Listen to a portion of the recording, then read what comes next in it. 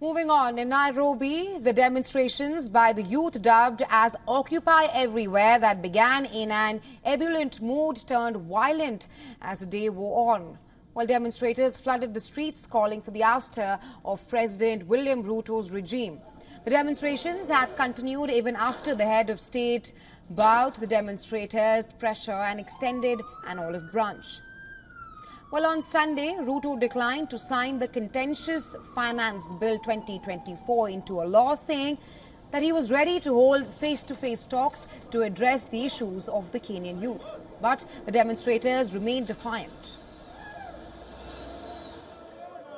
The thing is, yes, the president has withdrawn the finance bill, but he's still a liar because there are still things that they're trying to pass as different bills away from the finance bill. And so for us, we are exhausted with the constant lies, with constantly taking us for fools. At the end of the day, we are a people who are educated and know exactly what we want and what is supposed to be happening in this country. You promised us this, you're doing the contrary to that. And we are not okay with that. We are tired of having conversations. We are tired of commissions being created to deal with the youth. We are tired. Now we want action. The deadly skirmishes in anti-tax demonstrations have picked up once again. Demonstrators are accusing Ruto of bad governance, demanding that he steps down. Fierce clashes broke out between the demonstrators and the police as young people barricaded the Nairobi-Karatina road. Clouds of tear gas wafted over downtown Nairobi as demonstrators set fire on the Waiyaki Way, the main road running through the center of the capital.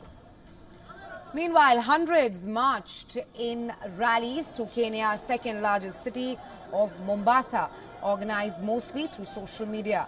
They rejected Ruto's appeal for a dialogue even after he announced that the proposed tax hikes.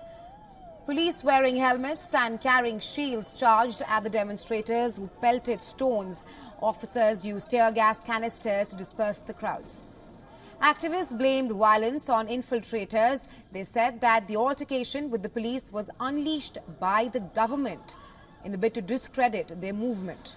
Well, just last Tuesday, the demonstrators briefly stormed the parliament and set part of it ablaze, prompting police to open fire.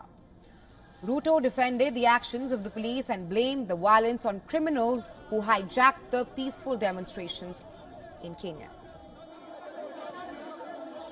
What has happened is so that the peaceful protesters are deterred from coming to town, and we are deterred from actually coming and practicing our civic duty. We have seen now there's an increase of goons who are now being paid to come and just disrupt whatever we are trying to do. And it's very unfortunate, to be honest.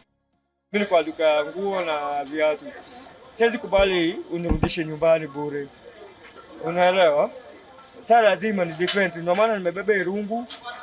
And no matter of that, nitafanya anything to prevent my business. The nationwide demonstrations in Kenya signal that President William Ruto has failed to appease a spontaneous youth protest movement.